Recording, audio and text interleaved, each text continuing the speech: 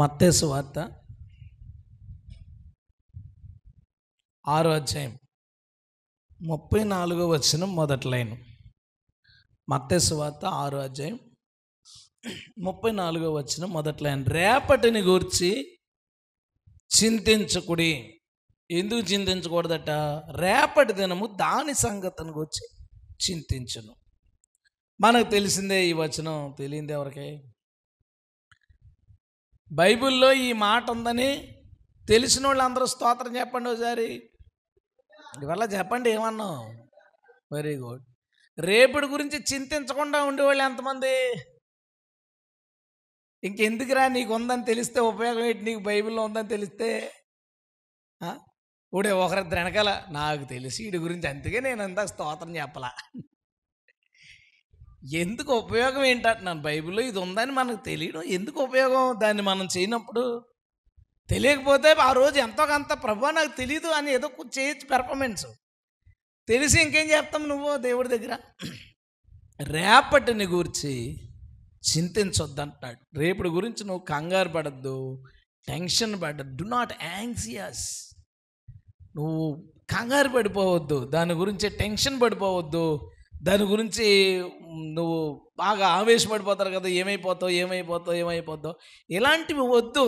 రేపటి గురించి ఇవేమి నువ్వు చేయొద్దు. ఎందుకంటే రేపు అనే తారీఖు, రేపు ఎంత? 24th, 24వ తారీఖు అనుకుంటుందంట నా గురించి ఏమనుకుంటుందంటే, అమ్మో అయిపోతుంది, డే అయిపోతుంది, ఆల్రెడీ 3:30 అయిపోతుంది సాయంత్రం, ఇంకా కాసేపు పోతులకి చీకటి అయిపోతుంది, ఇంకాసేపు పోతే మళ్ళీ తెల్లారిపోతుంది.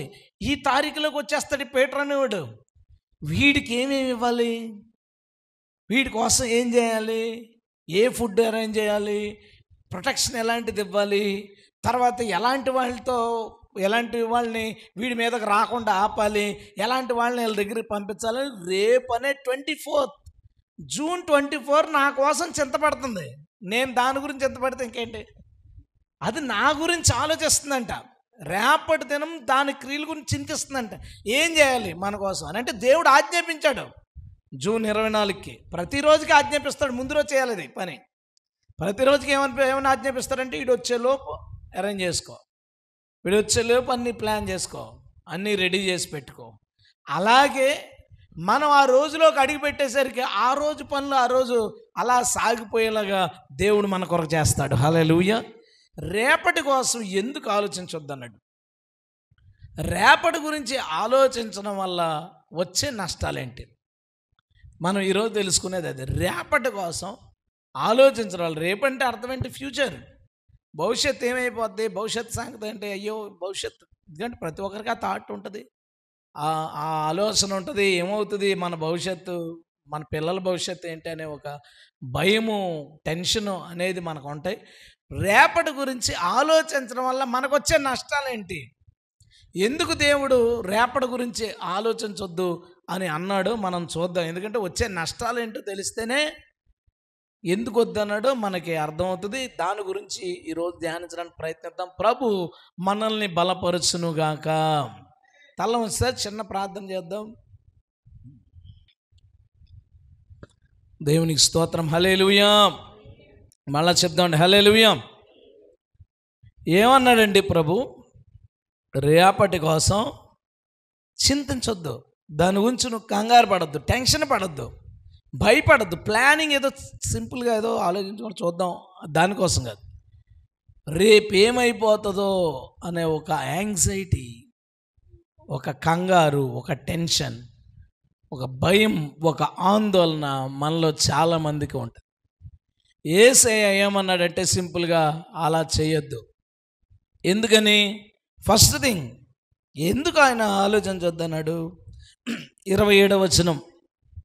మీలో ఎవడు చింతించుట వలన తన ఎత్తు మోరడెక్కువ చేసుకొనగలడు? ప్రభు ప్రశ్న అర్థమైందా? మీలో ఎవడు చింతించడం వలన వాడి హైట్ ఒక మోర పెరుగుద్ది. మోర కాదు, అంగుళం పెరుగుద్ది అంటే తెగ చింతించేద్ది. నేను అదే పనిగా చింతపడిపోతున్నాను. ఒక అంగుళం ప్రభువా, ఒక అంగుళం అవుద్దా? అవదు. ప్రభు సింపుల్గా ఉన్నాడంటే, నువ్వు చింతించడం వలన ఏమీ జరగదు. నువ్వు కంగారు పడిపోయి, బాధపడిపోయి, భయపడిపోవడం వలన ఏ పరిస్థితి నీ కోసం మారదు.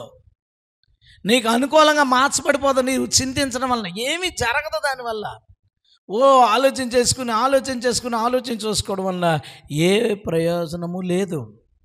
ఎందుకంటే ఒక నిమిషం తర్వాత నేనేం మాట్లాడతానో మీకు తెలియదు. ఇంటికి వెళ్ళేటప్పుడు మనకి ఏం జరుగుతుందో తెలియదు.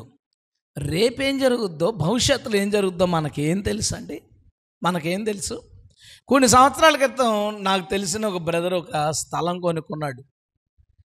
16 లక్షలు క్యాష్ తీసుకెళ్ళి ఎవరైతే అమ్మారో అతనికి ముందు రోజు తీసుకెళ్ళి ఇచ్చేశాడు. ఇచ్చేసిన తర్వాత ఆ సైట్ కొనుక్కున్నందుకు కృతజ్ఞతగా ప్రార్థన పెట్టుకున్నారు. వాళ్ళ ఇంట్లో మేము ప్రార్థన చేస్తుంటే అర్ధరాత్రి 12 గంటలకు 12:30కు నాకు ఒక మెసేజ్ వచ్చింది. రేపటి నుంచి ఈ 1000 కాగితాలు కానీ పాత 500 కాగితాలు ఇవేమీ చెల్లవు అని మెసేజ్ వచ్చింది. నవ్వుకున్నాను. ఫేక్ మెసేజ్లు వస్తుంటాయి కదా, అందరికీ వచ్చినాయి. ఒక గంట పోయిన తర్వాత అందరూ ప్రేయర్ అయిపోయింది. గంట పోతే అందరూ ఏంటి డబ్బులు మారవట అంతే. ఆ డబ్బులు తీసుకున్నాడు, పొద్దున్న తీసుకున్నాడు కదా 16 లక్షలు. తీసుకున్నవాడు పడుకుని ముందు ఏం ఆలోచించుకుని ఉంటాడు? అతనికి 1 లక్ష ఇవ్వాలి, అప్పు తీర్చేయాలా, ఇక్కడికి వెళ్ళి టీవీ కొనేద్దాం, అక్కడికి వెళ్ళి అది ఖర్చు పెడేద్దాం, దీంట్లో 3 లక్షలు ఫిక్స్డ్ డిపాజిట్ చేద్దాం, చాలా ఆలోచించుకుని ఉంటాడా? పడుకుని పొద్దున్న లేకపోతే అందులో ఏవి పని చేయవు. ఈయనేమనుకుంటాడు? అమ్మయ్యా డబ్బులు ఇచ్చేసారో బతికిపోయామని ఇచ్చేసినాడు అనుకుంటాడు. తీసుకున్నవాడు అతని ప్లాన్ అంతా ఏమైంది? 16 లక్షలకి ఎలా ఉంటే కోట్లు ఇంట్లో దాచుకున్నవాడు ఆడు కోట్లు దాచుకుని ఎన్ని ఆలోచించుకుంటాడు. ఆడు తెల్లారేసరికి అయ్యి మంట కాచుకోవడానికి తప్ప ఎందుకు పని చేయమంటే ఎలా ఉంటుంది ఆ మాట? నేను ఏమంటున్నానంటే రేపు ఏం జరుగుతుంది ఎప్పటికి తెలుసు. దాని గురించి ఎందుకు మనకు చింత, ఎందుకు మనకు భయం, ఎందుకు మనకు ఆందోళన? కంగారు పడిపోతాం. ఏమైపోద్దో. ఈ మొన్న ఎలక్షన్ అయిన తర్వాత ఎందుకంటే మనం మార్చలేమురా బాబా అంటున్నాను. ఏం జరుగుతుందో మనకు తెలియదు, మనం మార్చలేం. మొన్న ఎలక్షన్ అయిన తర్వాత అమ్మో 3వ సారి కూడా బీజేపీ గవర్నమెంట్ వచ్చేసింది. సంఘాలు ఏమైపోతాయో, సేవ ఏమైపోద్దో, పాస్టర్లు ఏమైపోతారో, విశ్వాసులు ఏమైపోతారో, చర్చిలు ఏమైపోతాయి. మనం ఎందుకు ఆలోచించాడు? ఏమో ఎల్లుండి మోడీ మారుమనసు పొందేది, బాప్తిసం పొందేచ్చు, ఎవడో తెలుసు. ఇప్పుడు పెద్ద బొమ్మ చెక్కెత్తున్నాడు నెబుకద్నెజరు. వార్త బయటకు వచ్చేసింది. ఎందుకంటే దానియేలు లోపలే ఉన్నాడు కదా, లోపల నుంచి వార్త అందేసి ఉంటుంది బయటికి. విగ్రహం రెడీ అయిందంటే మంటలో పాడేస్తాడు మొక్కపోతే. తయారవుతున్నప్పుడు ఒకవేళ అక్కడ మనం కనుక ఉంటే కంగారు పడిపోయి, టెన్షన్ పడిపోయి, భయపడిపోయి, బాధపడిపోయి ఆ మంట దాకా వెళ్లకుండానే బీపీలు షుగర్లు తెచ్చేసుకుంటాం. ఈ ముగ్గురు, ఈ అనన్య, మిషాయేలు, అజర్య అప్పుడు చూసుకుందాంలే అనుకున్నారు. ఆ టైం వచ్చింది, మంట వచ్చింది, అన్నీ వచ్చినాయి. అందరూ అనుకున్నారు ఏమని, వీళ్ళ ముగ్గురు పని అయిపోయిందని. కానీ ఏమైంది? వాళ్ళకి అగ్ని బాప్తీసం ఇద్దాం అనుకున్నాడు నెబుకద్నెజరు. వీళ్ళు నీటి బాప్తీసం ఇచ్చారు. దేవుని స్తోత్రం. ఏమని రాశాడు లేక?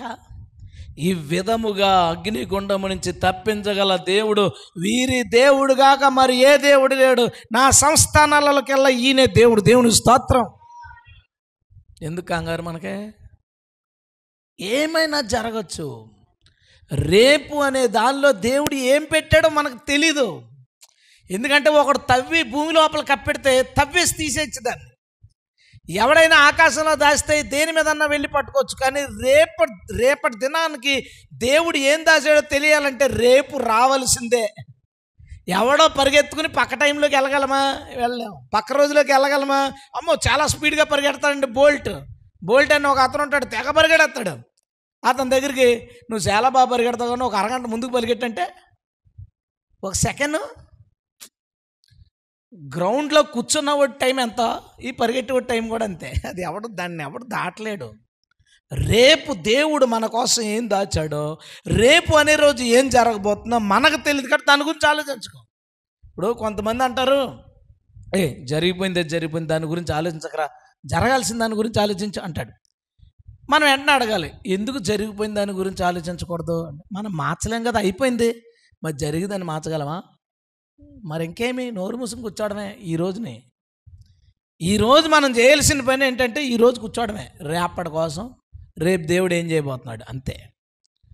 రేపటి కొరకు చింతించవద్దు.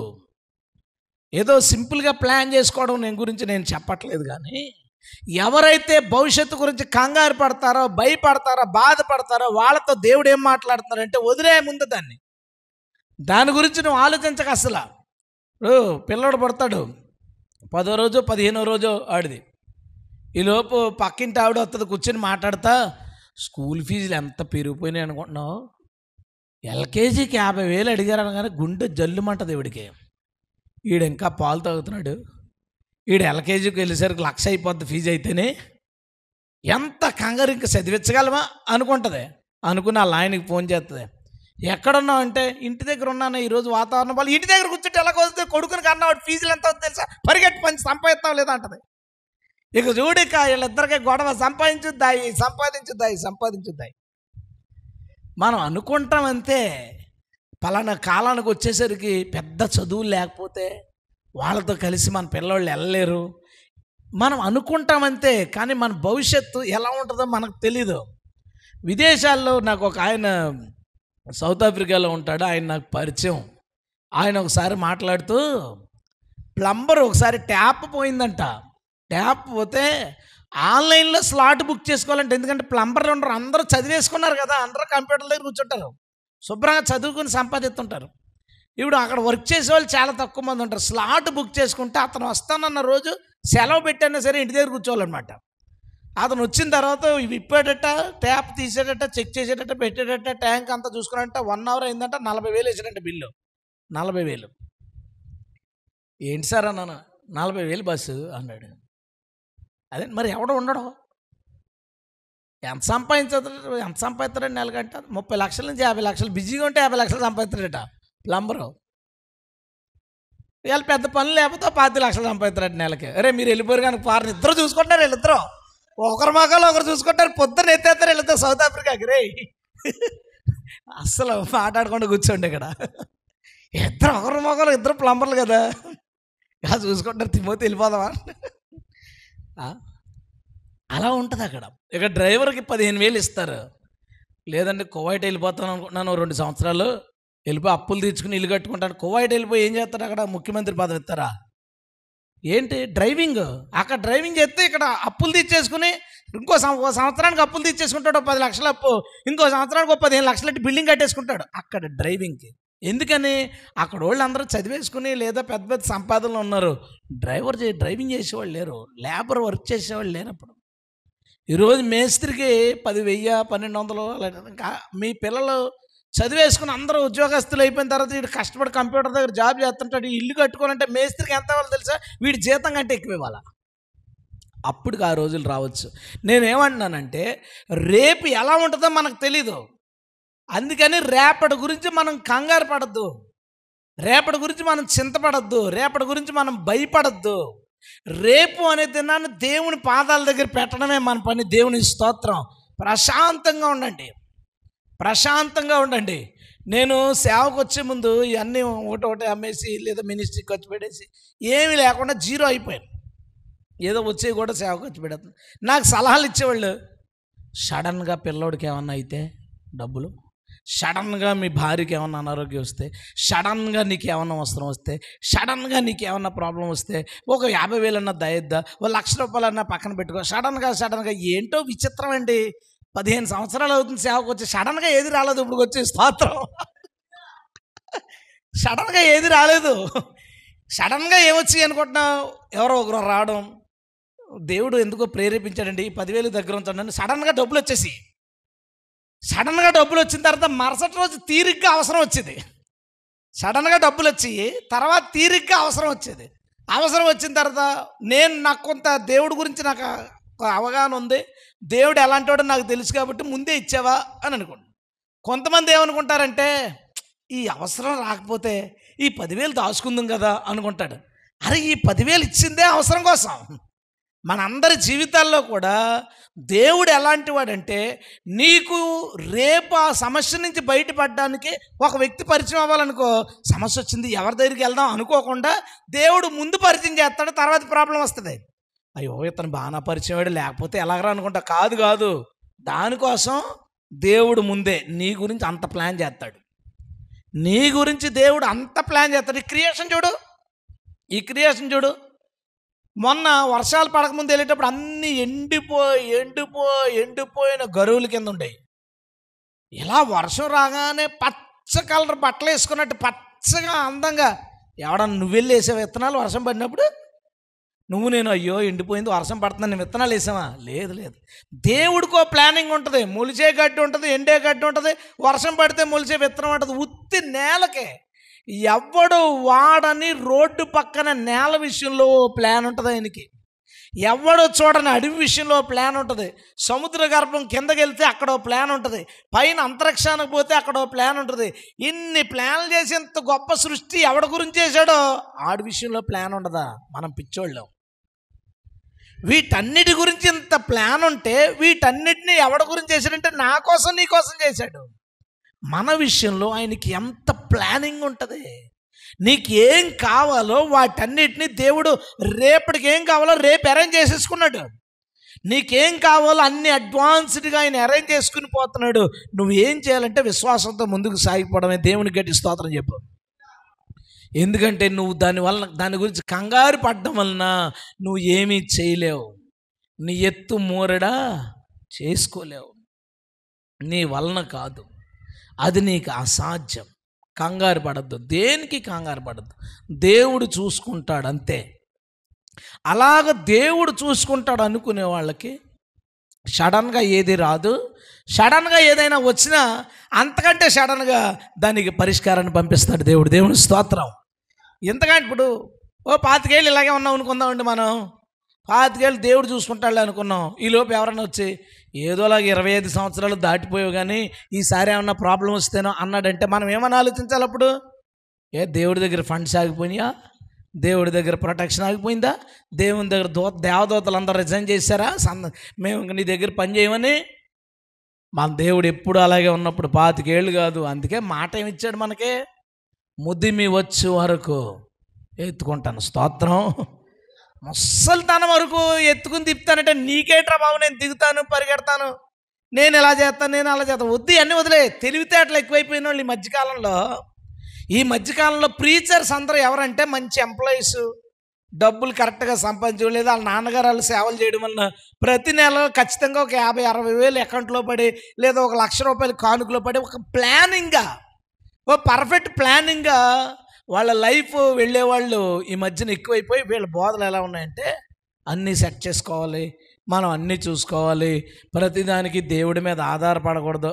మేము అంత పెద్దోళ్ళం కాదులే. నువ్వేమంటావు అంటే మేము అంత పెద్దోళ్ళం కాదండి, ముసలితనం వరకు ఎత్తుకుంటా అన్నాడు కాబట్టి ఆయన చంకలోనే ఉంటాం. దేవుని స్తోత్రం. తెలివితేటలు ఎక్కువైపోయి చంక దిగుతావా నువ్వు? తెలివితేటలు ఎక్కువైపోయి ఎలాంటి సలహాలు ఇస్తున్నారో తెలుసా? నాకు తెలిసిన బ్రదరు, తను చెన్నైలో జాబ్ చేస్తాడు. కుర్రాడు తమ్ముడు చెన్నైలో జాబ్ చేస్తాడు. జాబ్ చేసే అబ్బాయికి దేవుని పిలుపు వచ్చింది. నాకు విజన్స్ అయ్యి చెప్పేవాడు. నేను చెప్పాను, దేవుడు నీతో మాట్లాడుతున్నాడు, ఇంక నువ్వు నువ్వు పర్మనెంట్ సేవకే దేవుడు మాట్లాడాడు, నువ్వు సేవ చేయంటే సరే అని వాళ్ళ పాస్టర్ గారికి చెప్పారు. వాళ్ళ పాస్టర్ గారు చాలా మేధావట, ఆ ప్రాంతంలో బైబిల్ కాలేజీలో ప్రొఫెసర్గా గట్ట చేస్తాడట. ఆయనకి చెప్తే ఆయన అన్నాడట, ఈ తెలివి తక్కువ పనులు ఎక్కువైపోయినాయి ఒక్కొక్కడికనే. ఉద్యోగాలు మానేసి, వ్యాపారాలు మానేసి సేవలకు వెళ్ళిపోయి చేయి చాపుతావా నువ్వు? విశ్వాస దగ్గర, సంఘం దగ్గర నువ్వు చేయి చాపుతావా? రేపు నువ్వు తినాలంటే సంఘం వైపు నువ్వు చూస్తావా? నువ్వు జాబ్ చేసుకుంటూ చెయ్యి, ఎందుకు చేయకూడదు? నేను చేయట్లేదా అన్నాడట. ఇప్పుడు మళ్ళీ దానికి ఎవరిని చూపిస్తారనుకున్నావు? అపోస్తలుడైన పౌలు డేరాలు కొట్టలేదా? సరే బాగానే ఉంది, పౌలు ఒకడా అపోస్తలుడా? పేతురు చేపలు పట్టినట్టు చూపించవయా? సేవకి వెళ్ళిపోయి చేపలు పట్టుకున్నట్టు చూపించు. ఎందుకు చూపించలేవు? తోమా ఏం చేశాడు? మత్తయి మళ్ళీ ఆశీలు పాట పాడుకుని వసూలు చేసినట్టు చూపించు. పౌలు ఎందుకు చేశాడు? ఎక్కడ చేశాడు? ప్రతిసారి చేశాడా? 1-2 సార్లు చేశాడు? ఏ ప్రాంతంలో చేశాడు? ఏం అవసరం లేదు, దాన్ని తీసుకొచ్చి చూపిస్తాడు. సంఘవింపు చూడకూడదా? ఏమంటో మాట. ఇతను కంపెనీలో పనిచేస్తున్నాడు, ఓన్లీ మైక్రోసాఫ్ట్లో పనిచేస్తున్నాడు అనుకుందాం. నెల రోజులు పనిచేసిన తర్వాత ఎవడంక చూస్తాడు జీతం గురించి? ఉద్యోగం చేసేవాడు ఎవడంక చూడలేదా జీతం కోసం? ఉత్తరి వచ్చి పడతా చూడాలి కదా. బిల్ గేట్స్ ఇంకా రే నాయన డబ్బులు ఇరా బాబు అని చూడాలా? నువ్వు ఉద్యోగం చేసినప్పుడు చూస్తున్నావు కదా, అది నీకు సిగ్గు అనిపించలేదా? ఇది నా పని, మీరు తేరగేస్తున్నారా డబ్బులు? నాకు పని చేసినోడు జీతానికి పాత్రుడు. దేవునికి స్తోత్రం. నేను మీకోసం ఈ పని చేస్తున్నాను, సేవనే పని చేస్తున్నాను నేను. మీరు జీతం ఇస్తున్నారు. మీ దయదాక్షిణ్యుల మీద నేను బతకట్లేదే, నేను పని చేసుకుంటున్నాను, మీరు జీతం ఇస్తున్నారు. నూర్చే ఎద్దు మూతికి చిక్కాన్నే కట్టొద్దని ఉంది. ఎద్దు నోచకపోతే మీ పంట ఎలా పండుద్ది? నేను నూర్చాడు ఎద్దును, మీ పంట పండుతుంది. పంటలో భాగం నాకు ఇస్తున్నారు, మీరేం తేరగా ఇవ్వట్లేదే. అతను సేవను ఎలా లెక్కేసుకున్నాడో చూడండి. సేవను ఎలా లెక్కేసుకున్నాడంటే అడుక్కోవడం కింద లెక్కేసుకున్నాడు. ఎందుకంటే ఉద్యోగస్తుడు కదా వాళ్ళ పాస్టర్. నువ్వు చూడలేదాడు? ఆడెవడో అన్యజనుడు. ఆ అన్యజనుడు నెలాఖరున జీతం వేయడానికి సిగ్గు లేకుండా మనిషి ఎంక చూసినప్పుడు నేను దేవుని ఎంక చూస్తే నేను సిగ్గుమాలిన అవుతానా? నేను దేవుని వైపు, దేవుని ప్రజల వైపు, దేవుని ప్రజలు దీవించబడిన దాంట్లోంచి భాగం ఇస్తే అది నాకు మహాప్రసాదం కాదా? దేవుడు నిన్ను దీవించాడు, ఆ దీవించిన డబ్బులో భాగం ఇస్తే అది నాకు ఎంత భాగ్యం అండి. అది నాకెంత భాగ్యం. దాన్ని నేను సంఘస్థులకు వేసిన కానుకతో నేను బ్రతకడం, అది నాకు చాలా ప్రెస్టీజియస్ థింగ్. అది దేవుడు నాకు ఇస్తున్న జీతం అది. హల్లెలూయా. ఎందుకంటే మనుషుల దగ్గర పనిచేసినప్పుడు నాకు వచ్చిన జీతం కంటే దేవునికి పనిచేస్తున్నప్పుడు దేవుని ప్రజల్ని ప్రేరేపించి దేవుడు నాకు ఇచ్చే జీతం ఉంది, అది నీవు తీసుకునే ఎంతో గొప్ప జీతం కంటే గొప్పది. దేవునికి స్తోత్రం. చూడండి, ప్లానింగ్ ఉండాలంటే లైఫ్కి. అంటే ఈ అపోస్తులు మిగతా వాళ్ళు ప్లానింగ్ లేని వాళ్ళ.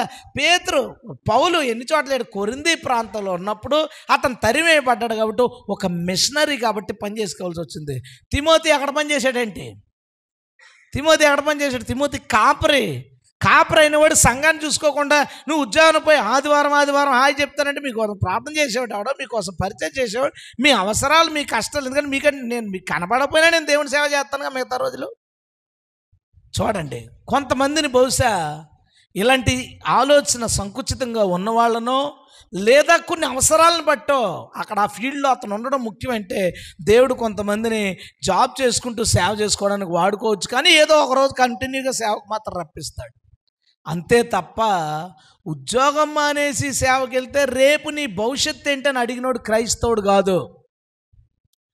ఉద్యోగం మానేసి వెళ్తే రేపు నీ భవిష్యత్తు ఏంటని అడిగినోడు క్రైస్తవుడు కాదు. ఎందుకంటే నేను ఉన్నాను. వ్యాపారం మానేసి వెళ్ళేటప్పుడు మా సంఘ విశ్వాసులు ఎవరు అడగలేదు, మరి ఎలా బ్రతుకుతావు అని అడగలేదు. మా నాన్న అడిగాడు. మా నాన్న, రే కొడుకు చిన్న కుర్రాడు, వాడు 2 సంవత్సరాల వయసు, ఆడికి సంవత్సరన్నర వయసు. నువ్వు వ్యాపారం అంతా వదిలేసి ఒకేసారి సేవకి వెళ్ళిపోతుంటే నువ్వు ఎలా పెంచుతావు, నీ భార్యని ఎలా పెంచుతావు? మా నాన్న అడిగాడు. ఎందుకు? మా నాన్న క్రైస్తవుడు కాదు కాబట్టి. ఒకవేళ రేపు ఇవన్నీ వదిలితే రేపు అన్న రోజు ఎలాగరా అని అడిగినోడు క్రైస్తవుడు కాదు. క్రైస్తవుడు అన్నవాడు హ్యాపీగా వెళ్ళరా, దేవుడు చూసుకుంటాడు. దేవుని స్తోత్రం. ఇందాక జక్కయ్య కోసం చెప్పాడు. మనందరం జక్కయ్య దేవుడి కోసం, సరే బాగానే ఉంది. అలా ఆవిడేమంటది? ఇచ్చోడా, అంతా తెచ్చింది నువ్వు, తేడాగా తెచ్చిన డబ్బులే నువ్వు రెట్టింపులు ఇచ్చేసి బీదలకు పనిచేస్తే ఏముండదు జక్కయ్య దగ్గర? విశ్వాసం తప్ప ఏముండదు. నిజాయితీ సంపాదన కాదు కదా అన్నది. రెట్టింపులు ఇస్తే మొత్తం ఊడిపోద్ది, వడ్డీ డబ్బులు గిడ్డీ డబ్బులు అన్నీ ఎగిరిపోతాయి. విశ్వాసం తప్ప ఏమీ ఉండదు. మనందరం క్రైస్తవులందరము జక్కయ్య అద్భుతమైన పని చేశాడంటాం.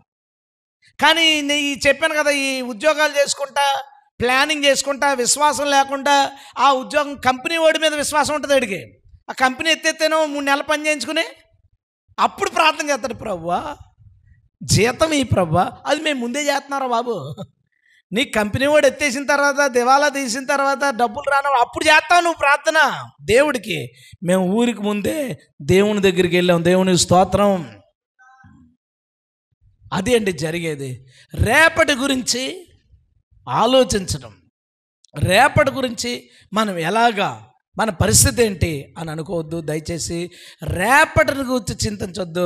రేపటి గురించి రేపటి రోజే చింతిస్తుంది. హల్లెలూయా. నీవు చింతించడం వల్ల ఏమీ చేయలేవు. రేపటి గురించి చింతించడం వల్ల దేనిని నువ్వు మార్చలేవు. ఇది గుర్తుపెట్టుకో. రేపటి గురించి చింతించడం వల్ల నీవు దేనిని మార్చలేవు. కర్ణాటకలో ఈ మతం మారడం గురించిన ఒక చట్టం గవర్నమెంట్, బీజేపీ గవర్నమెంట్ వచ్చినప్పుడు చేసింది. అంటే ఒక వ్యక్తి యేసుప్రభులోకి మారాలంటే, బాప్తిసం తీసుకోవాలంటే వాళ్ళ చుట్టాలందరూ ఒప్పుకోవాలి. అందులో ఎవరు మాకు నచ్చలేదన్నా సరే ఇటు బాప్తిసం తీసుకోవడానికి ఉండదు. అలాగని ఎదిరించి తీసేసుకున్నాడంటే ఈయన్ని ఇతను బాప్తిసం ఇచ్చిన వాళ్ళు లోపలేసేస్తారనమాట. ఇది మత మార్పిడి చట్టం. ఎంత భయపడ్డారంటే అక్కడ మన టీం మెంబర్సు, అక్కడ తెలిసిన వాళ్ళు, ఎలాగండి చాలా విచిత్రం చెప్పనా. ఆ గవర్నమెంట్ కూలిపోయింది. అప్పుడు గెలిచేసిన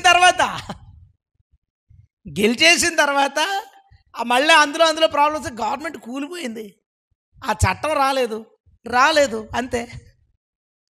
మనం అనుకుంటాం ఒకవేళ నిజంగా ఆ చట్టం వస్తే మాత్రం మన దేవుడి కంటే బలమైందండి.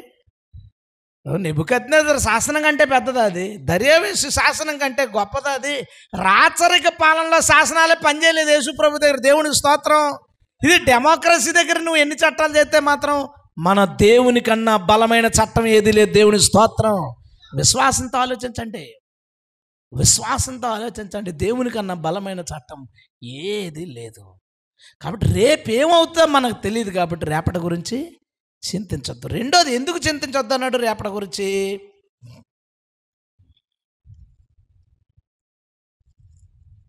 అదే అక్కడే పైన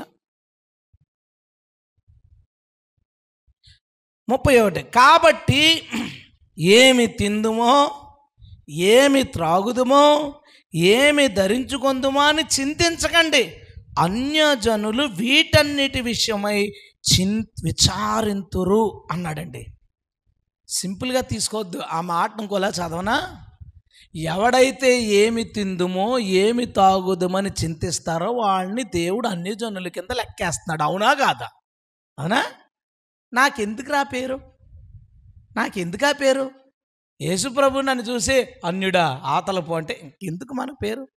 నువ్వు క్రైస్తవుడు కానీ సరిగా లేవరా పో అంటే పోనీ ఎంతో కొంత గుడ్లో మెల్ల. ఇక్కడ రేపటి గురించి చింతించేవాడట ఏమి తిందుమో, మళ్ళా బిల్డింగుల గురించి అవి కాదు. జనరల్గా రోజు మనం చేసే పనుల విషయంలో అట ఏమి తింటామో, ఏం తాగుతాం, ఏం బట్టలు కట్టుకోవాలి, వాళ్ళ పెళ్ళికి ఏం చీర కట్టుకోవాలి, ఎంత పెద్ద ప్లానింగ్ ఉంటుంది. ప్రభు సింపుల్గా ఏం ముద్ర వేసాడంటే అన్యులు టప్ అని వేసాడు ముద్ర, అంతే. చచ్చ అన్యజనులు అంటున్నాడు. రేపటి గురించి చింతించడం వల్ల ఏ ఉపయోగం లేదు, ఫస్ట్ విషయం. రెండోది, రేపటి గురించి చింతించేవాడు అన్యజనుడు. ఇందాక నేను అన్నాను కదా, రేపు ఎలా బ్రతుకుతారా అన్నాడంటే అన్యుడు. రేపు నేను ఎలా బ్రతుకుతాను అనుకున్నాడు అనుకో, ఆడు అన్యుడే. అన్నవాడు అన్యుడే, అలా అనుకున్నవాడు కూడా అన్యజనుడు. అట్టివాడు క్రైస్తవుడు కాదు. క్రైస్తవుడు అయితే ఏమనుకుంటాడంట, డాడీ చూసుకుంటాడులే, ప్రభు సహాయం చేస్తాడు. ఏమండి, మీ పిల్లల గురించి మీకు చింత లేదా? జాగ్రత్త ఉందిగా. మీ పిల్లలకి కష్టపడి ఎందుకు సంపాదించుకుంటున్నారండి? వాళ్ళకి బట్టలు, వాళ్ళకి వ్యవహారం అన్నీ మీ పిల్లలకి ఎందుకు చింత? చూసుకునే తండ్రి మీరు ఉన్నారు కదా, మనకెందుకు చింత? చూసుకునే తండ్రి ఉన్నాడు, మనకు స్తోత్రం. హల్లెలూయా. అన్యజనుడు అంటే ఎవరు? తండ్రి లేనివాడు, పరమ తండ్రి లేని వాళ్ళు అన్యజనులు. ఇప్పుడు అన్యజనులు ఎందుకు జాగ్రత్త పడతారు చెప్పనా? ఇప్పుడు మీకు మాట చెప్తా. అన్యజనుడు అతని ఇంట్లో బహుశా ఒక 20 విగ్రహాలు ఉండుండొచ్చు. లోపల చిన్నవి, గోడకు 40 ఫోటోలు ఉండుండొచ్చు. లోపల ఒక 20 విగ్రహాలు, 40 ఫోటోలు ఉండొచ్చు. అయినా సరే వాళ్ళు కొంచెం డబ్బులు అయ్యి జాగ్రత్త పెట్టుకుని సడన్గా ఏమన్నా అవసరమైనా, ఏమైనా హెల్త్ ప్రాబ్లం వచ్చినా, లేదంటే ఏమన్నా చేసుకోవచ్చు, మన డబ్బులు అనేది ఉండాలి కదా. ఒక సైట్ కొని పడేసుకున్నాం అంటే రేపు ఏదైనా అవసరం వచ్చినట్టు అమ్ముకోవచ్చు. ఒక ఇంటి మీద పైన పోర్షన్ వేసామంటే ఎప్పుడైనా అద్దెలకి ఇచ్చి ఆ డబ్బులు నేను దాచుకోవచ్చు. ఈ ₹1,00,000 మనం వడ్డీకి ఇచ్చుకున్నాం అంటే ఆ వడ్డీ డబ్బులు ఇవి కలుపుకుంటే రేపు 2 లక్షలు 3 లక్షలు దాచుకుని ఏదో ఒకటి చేసుకోవచ్చు అని చాలా పెద్ద ప్లాన్ ఉంటాయి. దాని గురించి టెన్షన్, నిద్ర లేకుండా వాళ్ళు ఏదో పాటలు పడతారు. ఎందుకో చెప్పనా? సరైన అవసరం వచ్చినప్పుడు ఈ 20 విగ్రహాలు రావని వాళ్ళకి తెలుసు, ఆ 40 ఫోటోలు రావని వాళ్ళకి తెలుసు. ఆ 20 విగ్రహాలు 40 ఫోటోలు వాళ్ళ కోసం రావని తెలుసు కాబట్టి వాళ్ళు అరేంజ్ చేసుకోవాలి. మనకున్న ఒక్కడు వస్తాడు, స్తోత్రం, హల్లెలూయా. ఒకడో వచ్చినప్పుడు నీకేమి కంగారు? నువ్వు కూడా కంగారు పడుతున్నావు అంటే నిన్నేమంటున్నాడు దేవుడు? అన్యజనుడు. అన్యజనుడు వీటన్నిటి గురించి చింతించును. నా దొడ్డివి కాని గొర్రెలు పిలిచాడు. ఆ పిలిచిన గొర్రెలో ఇప్పుడు ఎవడైతే రేపటి గురించి ఏం తింటాం, ఏం తాగుతాం, ఏంటి పరిస్థితి అని చింతించేవాడిని ప్రభు ఏమంటున్నాడో తెలుసా? అన్యజనుడు. అంటే చర్చిల్లో పాస్టర్లు కూడా అన్యజనులు ఉన్నారనమాట. అంతే కదా, పాస్టర్లు కూడా అన్యజనులు ఉన్నారు. నేను ఇందాక చెప్పాను కదా, నా దృష్టిలో ఈ వాక్య ప్రకారం చూస్తే చెన్నైలో ఎవరైతే ఈ సలహా ఇచ్చారో రేపన్న రోజు ఎలా బతుకుతారో అన్నందుకు అన్యుడే. రేపన్న రోజు మనం ఎలా బతుకుతాం, నేను ప్లానింగ్ చేసుకోవట్లేదా అని అనుకున్నాడు. కాబట్టి అందుకు కూడా అతను అన్యజనుడు, క్రైస్తవుడు కాదు. అన్యులు దేవుని సేవ చేస్తున్నారంటే మరి గొప్పగా చెప్పుకోవాలి మనం.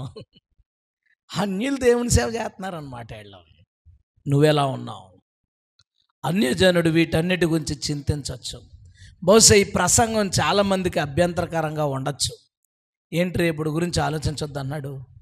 ఆలోచించొద్దు కాదు, కంగారు పడద్దు, టెన్షన్ పడద్దు, భయపడద్దు. రేపు ఏమైపోద్ది, ఎలాగా మన పిల్లలేంటి, మన భవిష్యత్తు ఏంటి, ఆఫీస్ ఏంటి, జాబ్ ఏంటి, ఇదేంటి, అదేంటి, నువ్వు కంగారు పడిపోతున్నావు, టెన్షన్ పడిపోతున్నావు. ఆ టెన్షన్ పడద్దాం అంటే అర్థం ఏంటి తెలుసా? నీకు విశ్వాసం లేదు. విశ్వాసం ఉన్నవాడు నెమ్మది కలిగి ఉంటాడు. దేవునికి స్తోత్రం. పేతురికి పొద్దున్నే తలకాయ నరికేస్తారు. ఎలా చంపుతారండి? తలకాయ నరికేస్తారు.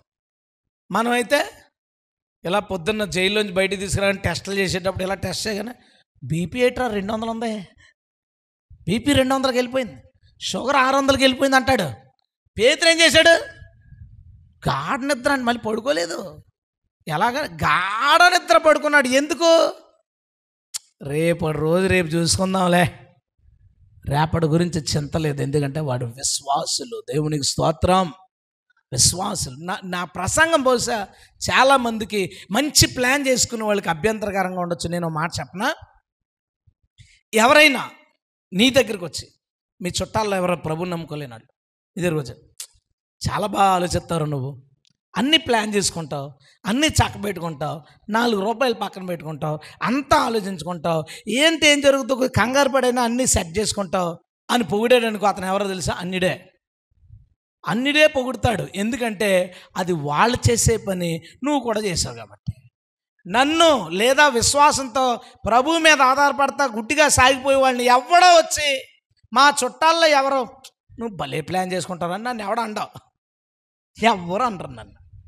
ఎవరైనా వచ్చి నన్ను ఒకవేళ నన్ను అప్రిషియేట్ చేస్తే ఎవరు అప్రిషియేట్ చేస్తారనుకుంటున్నారు?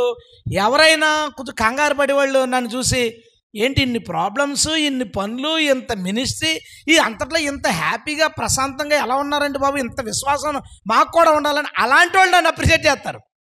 మా చుట్టాల్లో అన్యులు అందరూ వాళ్ళు ఎవరు నన్ను అప్రిషియేట్ చేయరు. ఎందుకంటే నేను వాళ్ళకు వ్యతిరేకంగా కనబడ్డాను. ఎందుకంటే నేను వాక్యానికి అనుకూలంగా ఉన్నాను కాబట్టి. దేవునికి స్తోత్రం. ఈ విషయంలో 100 మార్కులు వేసేస్తారు నాకు ప్రభు. మనకి అస్సలు చింత ఉండదు.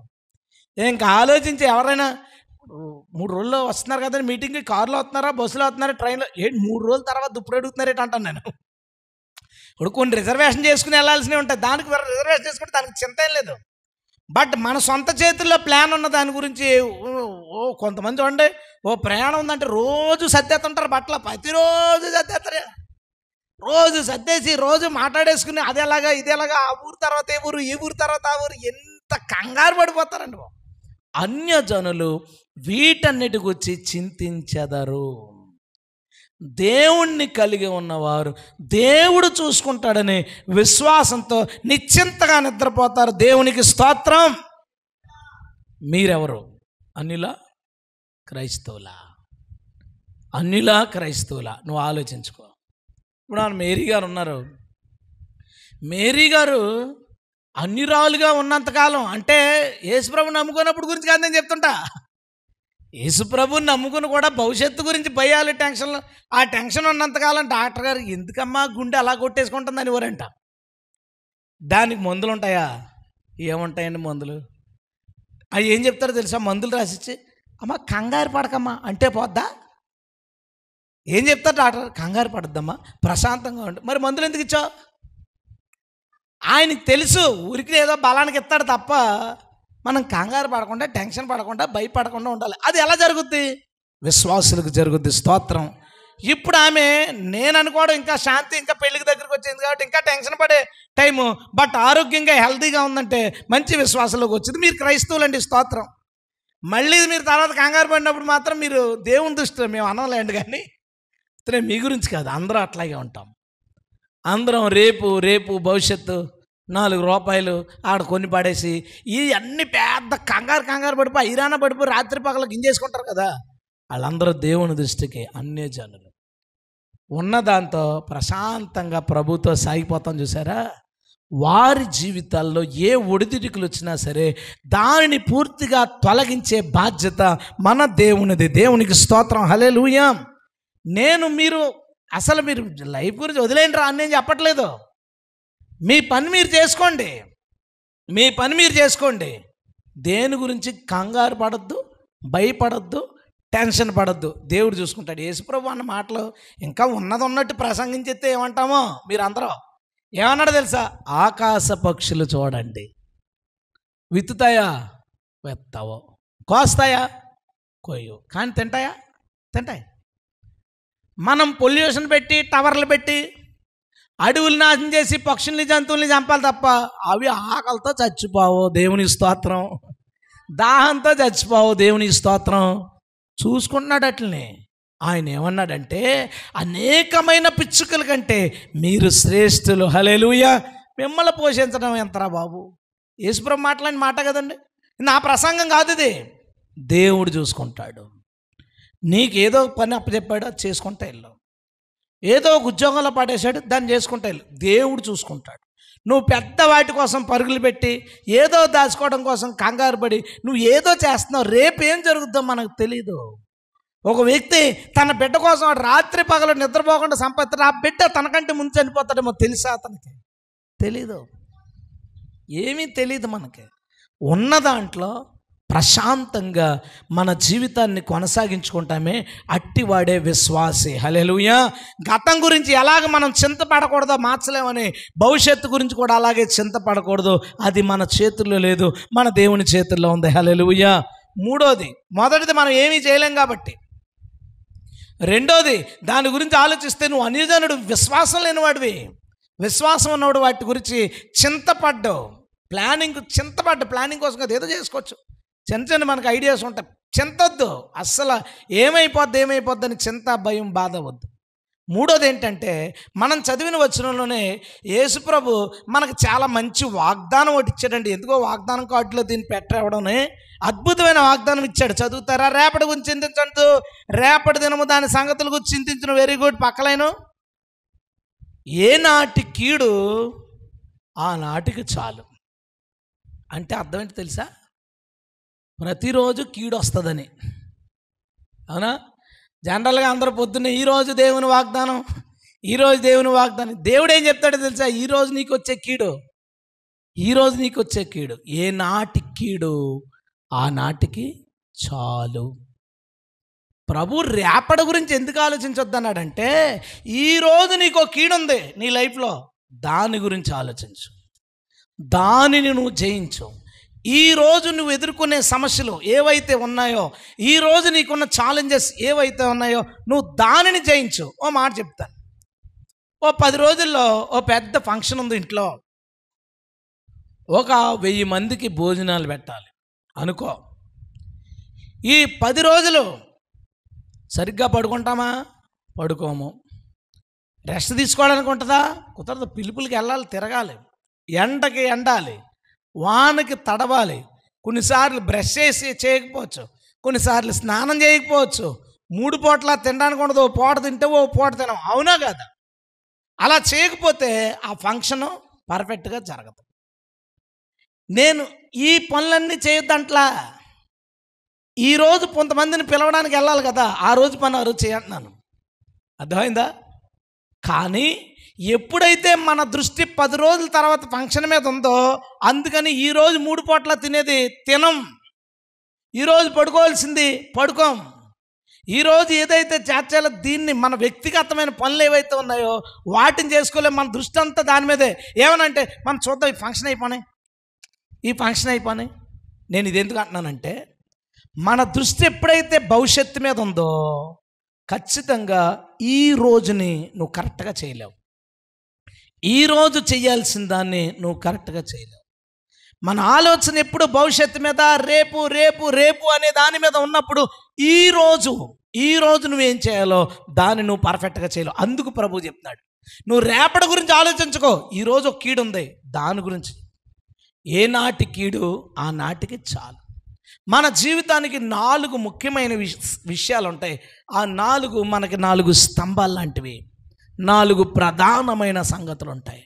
ఆ 4 ప్రధానమైన వాటికి ప్రతిరోజు ఏదో ఒక కీడు సంభవిస్తుంది. మనం ఏం చేయాలంటే రేపటి గురించి ఆలోచించడం కాదు, ఏ నాటి కీడు ఆ నాటికి చాలు, ఆ కీడును జయించడమే మన పని.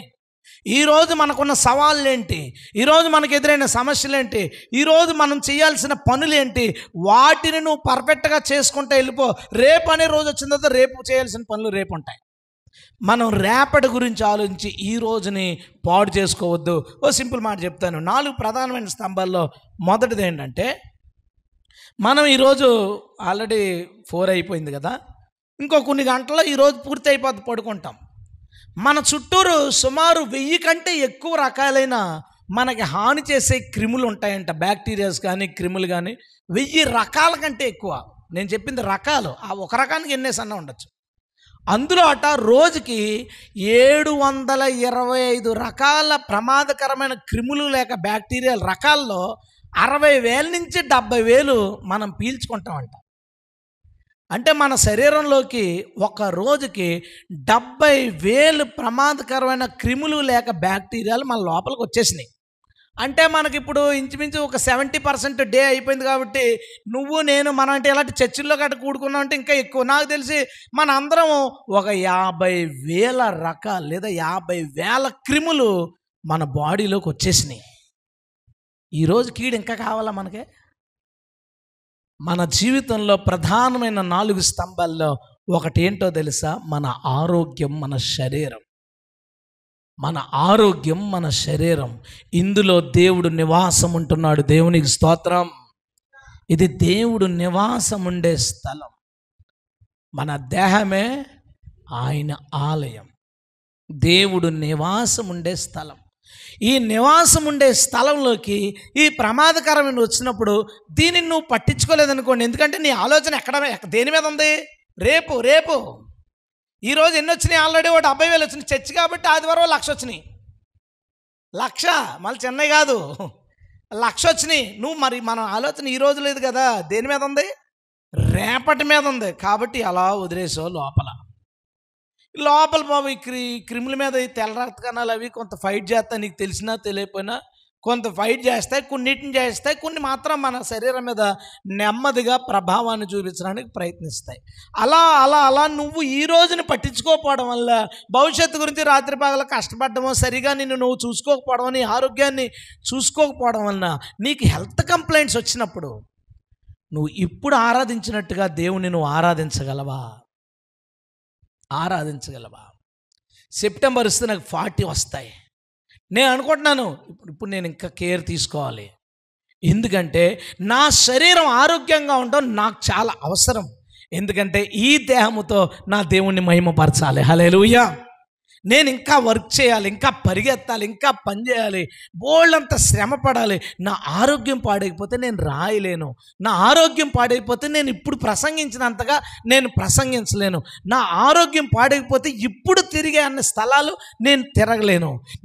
నా ఆరోగ్యం పాడైపోతే ఇంత బలంగా నేను ఆరాధించలేను, స్తుతించలేను, ఘనపరచలేను. కాబట్టి ఈ పనులన్నీ చేయడానికి నా జీవితపు one of the main pillar నా బాడీ. నా బాడీలోకి రోజుకి 1,00,000 క్రిములు వస్తాయి. నాకైతే మీకంటే ఎక్కువ వస్తాయి. ఎందుకంటే నా గదే ఎంతో అద్భుతంగా ఉంటుంది. మా ఇంటికి వచ్చిన వాళ్ళు తెలుస్తుంది. అబ్బబ్బబ్బా, నా గదిలో ఖచ్చితంగా ఒక 20-30 లక్షల క్రిములు ఉంటాయి. అందులో రోజు ఒక 2 లక్షలన్నా నేను తీసుకోవాలి. ఎందుకంటే నా గదిలో పడి ఉంటాం కాబట్టి. ప్లస్ మన శుచి శుభ్రం నాకు అస్సలు ఉండదు. నేను అస్సలు కేర్ తీసుకోను. ఇప్పుడు నా బాడీలోకి ఇన్ని వస్తున్నాయి. ఇప్పుడు నేనేం చేయాలి? ఈనాటి కీడు ఈనాటికి చాలు, దాని సంగతి చూసుకోవాలి. నేను ఇప్పుడు ఈనాటి కీడు చాలు. ఓ 2 బాటిల్, నాకు ఎప్పుడైనా హెల్త్ కొంచెం డౌట్ అనిపించింది, నాకు 2 బాటిల్ పెట్టుకుంటాను వాటర్, శుభ్రంగా తాగేస్తాను. ఆ పూట ఫుడ్ మానేసన్న శుభ్రంగా తాగేసి నా హెల్త్ని నేను కాపాడుకోవడానికి ప్రయత్నిస్తాను. మీలో కొంతమంది నువ్వు పడుకోవు, టైంకి తినవు, 2 గంటలకు భోజనం చేస్తాను, కొన్నిసార్లు 2:30 తింటాను, అర్ధరాత్రి 4 గంటలకు భోజనం చేసే సందర్భాలు ఉంటాయి. తెల్లవారుజాము 4 గంటలు టిఫిన్లు కుదరవు, మధ్యాహ్నం భోజనాలు కుదరవు, అసలు టైమింగ్స్ ఉండవు. ఎలాగా ఇంత హెల్తీగా గ్యాస్ట్రిక్ ఉండదు, లేకపోతే ఒక ఇబ్బందులు ఉండవు, డల్గా కూర్చోవు, ఇంత యాక్టివ్గా పనిచేస్తావు అంటే నా బాడీ విషయంలో నాకు ఆ రోజు వచ్చే కీడ్ని నేను దాటడానికి నా ప్రయత్నం నేను చేస్తాను. దేవుడి సహాయం నాకు దొరుకుద్ది. దేవుని స్తోత్రం. అంతే తప్ప విచ్చలవిడిగా మనకు నచ్చినట్టు చేసి దాన్ని పట్టించుకోకుండా ఉన్నాం అనుకోండి, వెళ్ళిపోతాం షెడ్కి. ఈనాటి కీడు ఆనాటికి చాలు. యేసుప్రభు రేపటి గురించి చింతించొద్దంటే నువ్వు ఏమి సోమరపోతులాగా ఉండని చెప్పలేదు. ఈరోజు బోళ్ళు అంత యుద్ధం ఉందిరా బాబు నీ జీవితానికి. ఈరోజు నీకు చాలా యుద్ధం ఉంది. మనం ఏం చేస్తాం, ఇంత చెత్త లోపలికి పీల్చేసుకుని మనకు తెలియదు కదా, ఎలా బయటికి వెళ్తుంటే ఆ పరమ దరిద్రమైన నూనెలో వేయించిన సమోసాలు అక్కడ ఎర్ర కనబడుతుంటాయి. ఆ బజ్జీలు టిఫిన్ అప్పుడు ఆ రోడ్డు పక్కనే ఆ బజ్జీలు ఎడుతుంటే మీరు అబ్జర్వ్ చేయండి, అలాగ వెహికల్స్ వెళ్తుంటే ఈ డస్ట్ అంతా లేచి ఆ బజ్జీ మీద పడి ఇంకా షైనింగ్ వచ్చేస్తుంటుంది. అది డస్ట్కి ఎర్రగుంటుంది. నువ్వేం చేస్తావు తెలుసా, దాన్ని విరిచి ఆ చట్నీలో పడేసి, ఆ ముందు రోజు చట్నీ ఫ్రిడ్జ్లో పెట్టిన చట్నీ ఉంటుంది, ఆ చట్నీలో ఇలా ముంచి లోపల పెట్టుకుని ఎంత బాగుంది అనుకుంటావు. రేపు పిచ్చోడా ఇంకో 1,00,000 నీరా బాబు లోపలికి, ఇంకో 1,00,000 నీ లోపలికే. నీ దేహానికి రోజు కీడు ఉంది, రోజు కీడు ఉంది. మీ పిల్లలు చాక్లెట్లు అడుగుతారు, ఐస్ క్రీమ్. ఐస్ క్రీమ్ గురించి చెప్పకూడదేమో, లక్ష్మి కంగారు పడిపోద్ది వాళ్ళ వ్యాపారం. ఐస్ క్రీమ్లు అడుగుతారు మీ పిల్లలు. మీ పిల్లలు చెత్త టిఫిన్స్ అడుగుతారు, లేదా రోడ్డు మీద ఫాస్ట్ ఫుడ్స్ అడుగుతారు, పానీపూరీలు అడుగుతారు. అవి చేయడం చూడు ఒకసారి, నువ్వు వీడియోలు ఉంటాయి యూట్యూబ్లో. అబ్బబ్బా, పానీపూరి తింటే చాలు కనీసం 10 లక్షలు వస్తాయి లోపలికి క్రిములు. నీకు ఈరోజు నీ దేహానికి కీడుంది. ఆ కీడు నుంచి నీ దేహాన్ని కాపాడుకొని భయపడమని నేను చెప్పట్లేదు. నీకో ఛాలెంజ్ ఉంది. ఏనాటి కీడు ఆనాటికి చాలా అన్నాను నేను. భవిష్యత్తులో నేను ఫ్యూచర్లో నాకేమన్నా అనారోగ్యం వస్తే అప్పుడు ఉపయోగపడతాను. ఈరోజు క్రిముల్ని నువ్వు జయించకుండా ఫ్యూచర్లో ఏంట్రా బాబు నీకు. ఈరోజు కీడు నువ్వు జయిస్తే రేపటికి ఆ కీడు ఉండదు. గట్టిగా స్తోత్రం చెప్దాం. హల్లెలూయా. ఓ 4 అడుగులు వెయ్యం, ఓ 4 అడుగులు వెయ్యం, ఓ మంచి ఫుడ్ తినం. అమ్మ ఏమైనా వండిందంటే అస్సలు నచ్చదు. ఎందుకంటే అమ్మ అందులో రంగు వేయదు, అమ్మ అందులో టేస్టింగ్ సాల్ట్ వేయదు, అమ్మ అందులో చెత్త చెదారం వేయదు కదా. మనకు ఆ దరిద్రం అంతా వేస్తే అప్పుడు వాడిలోకి వాటిని పంపుకుంటే ఎంతో సంతోషంగా ఉంటుంది. నేను మీకు ఇస్తున్న సలహా, మొన్న ఒక ఆదివారం ఒక సిస్టర్ రాలేదు, అక్కడ వాక్యం చెప్తాను అన్నది తను, కానీ రాలేదు. ఎవరికో అప్పచెప్పామనుకోండి, ఈ ఆదివారం వచ్చింది. ఏమ్మా రాలేదు అని అడిగితే, కిడ్నీలో స్టోన్స్ అండి, చాలా పెయిన్ వచ్చేసింది. ఏమేం కోల్పోయిందో తెలుసా దానివల్ల?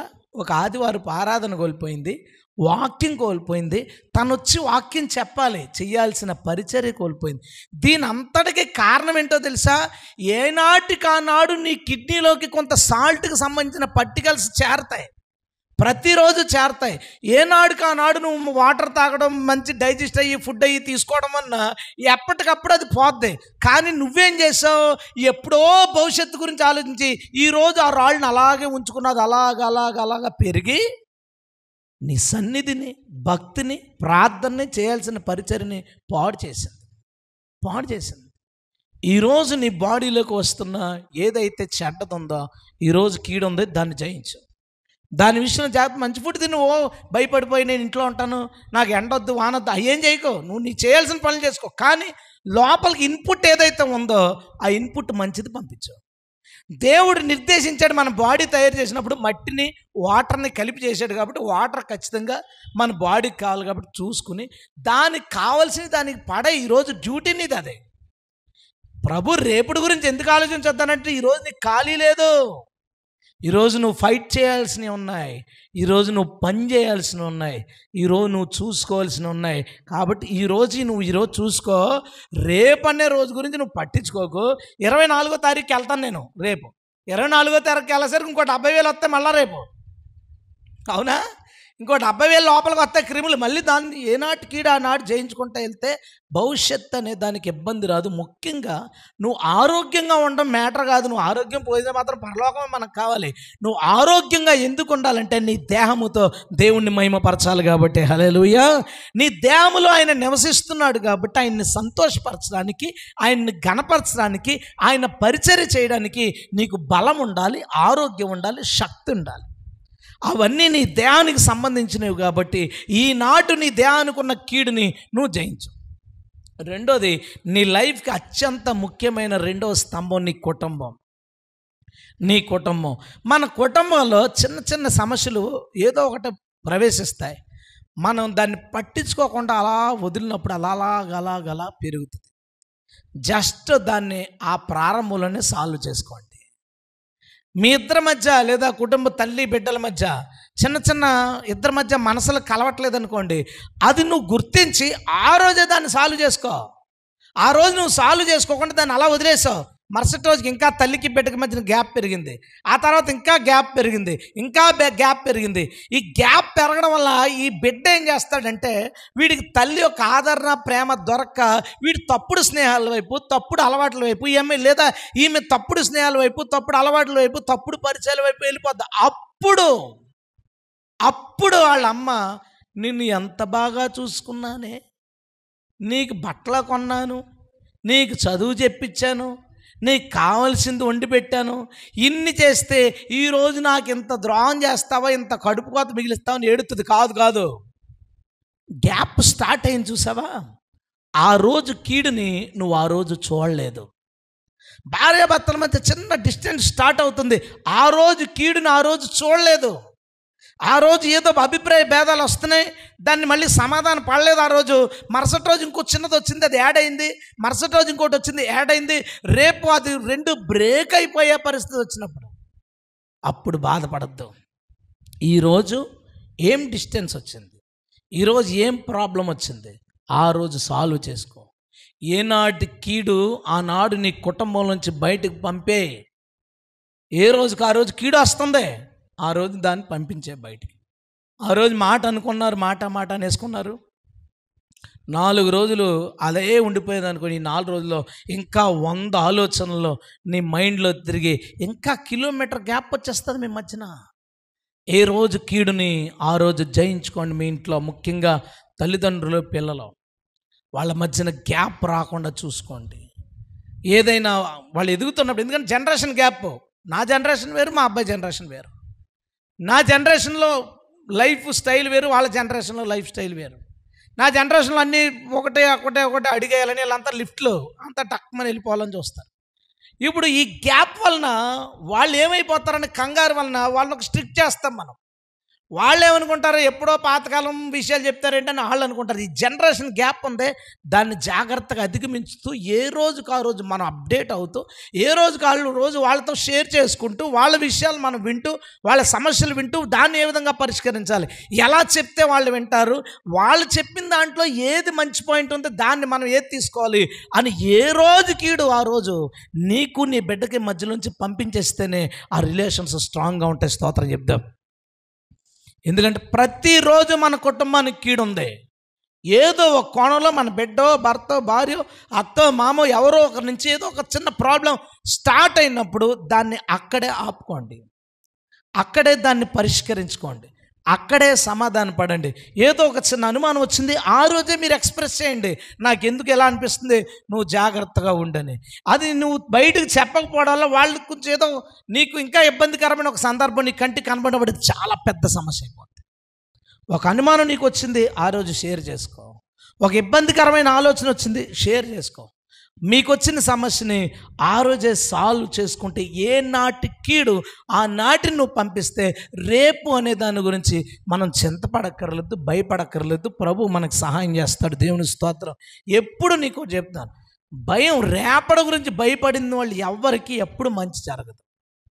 రేపటి గురించి భయం వల్ల ఎప్పుడు మంచి జరగదు. నేను చెప్పాను ఒకసారి, ఇప్పుడు ఒక ఆపరేషన్ చేయాలి, ఆపరేషన్ ఎందుకు చేయించుకుంటాడని, చచ్చిపోవడానికి చేయించుకుంటాడు ఎవడైనా? బతకడానికే చేయించుకుంటాడు, మంచి జరగడానికే చేయించుకుంటాడు. సరే అని ఈ ఆపరేషన్ థియేటర్ దగ్గర తీసుకెళ్తే ఈ లైట్లు, కత్తులు ఇవన్నీ చూడగానే బీపీలు, షుగర్లు అన్నీ పెరిగిపోతాయి. ఎందుకు పెరిగిపోయినాయి? బీపీకి కళ్ళు ఉన్నాయా? కత్తి చూసింది అది? చెప్పండి, లేదు కదా. షుగర్ కళ్ళు ఉన్నాయా? చూసిందా కత్తులు? చాలా. ఏం చూసాం? మనమే చూసాం. మనం చూసి మనం భయపడిపోయాం. మనం భయపడినప్పుడు అవన్నీ పెరిగిపోయినాయి. వెనక పంపేస్తాడు. అలాగ 4-5 సార్లు తిరిగే లోపలికి ఆపరేషన్ అవ్వకుండా ప్రాణం పోతాయి. ఎందుకు? భయం ఎప్పుడు మంచి చేయదు. భయం ఎప్పుడు మంచి చేయదు. కాబట్టే భయము లేకుండా ఉండడానికి ప్రభు పదే పదే భయపడకో, భయపడకో, భయపడకో. భవిష్యత్తు గురించి భయాన్ని మానేద్దాం. దేవుని స్తోత్రం. నువ్వు ఈరోజు కీడుంది, దాన్ని నువ్వు జయించుకో. ఈరోజు ఆటంకాలు ఉండే దాన్ని జయించుకో. ఏ నాటికి నాడు జయించిన వాళ్ళకి భవిష్యత్తులో బాధ, భయంకరమైన సంఘటనలు ఉండవు. దేవుడు సహాయం చేస్తాడు. హల్లెలూయా. నెంబర్ 3, మనకు మెయిన్ పిల్లర్, మన థర్డ్ పిల్లర్ మన భక్తి. మన భక్తి. మన భక్తి జీవితానికి ప్రతిరోజు ఏదో కీడు ఉంటుందండి. ప్రతిరోజు కీడు ఉంటుంది. ఆ రోజు బైబిల్ చదువుదాం అనుకున్నాం. భక్తి అంటే ఏంటి? ప్రార్థన చేసుకోవడం, బైబిల్ చదవడం, పాటలు పాడుకోవడం, ఆరాధన చేసుకోవడం. ఇది భక్తి. అంటే దేవుని దగ్గరికి మనం సమీపంగా ఉండడం, దేవునికి సంబంధమైన వాటిలో మనం పాల్గొనడం అనేది మన భక్తి. ఆ రోజు నువ్వు బైబిల్ చదవాలనుకున్నావు కాబట్టి నువ్వేం చేసావు? శుభ్రంగా సాయంత్రం ఇంటికి వచ్చావు, ఫ్రెష్ అప్ అయిపోయావు, శుభ్రంగా తినేసావు, చివర పెరిగేసుకుని తినేసావు, అప్పుడు బైబిల్ ఓపెన్ చేసావు. అప్పుడు ఏం జరుగుద్ది? రా రా నిద్ర, రా రా మంచం పిలుస్తుంటుంది, రా వచ్చేయి పడుకో అంటే. ఆ రోజు ఆటంకం అది. నీకు నీ భక్తికి వచ్చే కీడులు చాలా విచిత్రమైనవి. నిద్ర నీ భక్తికి వచ్చే కీడు. అప్పుడు నువ్వేం చేయాలి? ఫ్రెష్ అయిపోయి శుభ్రంగా అంతా రెడీ అయిపోయి తినడానికి ముందు చదువుకో. నీ బ్రెయిన్ పడుకోమందో. ఎందుకంటే దానికి ఒక అన్సాటిస్ఫాక్షన్ ఉంది. కడుపు సంతృప్తి పడేదాకా పడుకోదు అది. కడుపు సంతృప్తి పరచాలి. మరేం దేవుని సంతృప్తి పరచొద్దా? భక్తి చేసి దేవుణ్ణి సంతృప్తి పరచొద్దా? నువ్వే మధ్యాహ్నం చదువుకోవచ్చు కదా. పోయి నిద్రపోయే ముందు చదువుకోవడం ఎందుకు? నిద్ర లేచిన తర్వాత వెంటనే చదువుకోవచ్చు కదా. ప్రతిరోజు నీవు బైబిల్ని చదవడానికి ఏదో కీడు రావడానికి అవకాశం ఉంటుంది. దాన్ని జయించే రోజు దేవుని స్తోత్రం. చదువు. నీ భక్తిని జాగ్రత్తగా కొనసాగించు. ఏ రోజు కీడుని నువ్వు ఆ రోజు జయించు. కొంతమంది నేను తెగ చదివేసేవాడినండి బైబిల్, ఏంటి ఇప్పుడు అస్సలు బైబిల్ చదువుతుంటే నాకు చదవలేకపోతున్నాను, ఇంకా ఎలాగైనా పట్టుదలగా చదువు అంటే నిద్ర వచ్చేస్తుంది, సరే దాన్ని జయించి చదువుతూ ఉంటే అది అర్థం అవ్వట్లేదు. అప్పుడు నేను అడిగాను ఆ వ్యక్తిని, అసలు ఫస్ట్ నుంచి ఏం జరిగిందో చెప్పండి. ఫస్ట్ నుంచి ఏం జరిగింది? తెగ చదివేసేవాడు, వెరీ గుడ్.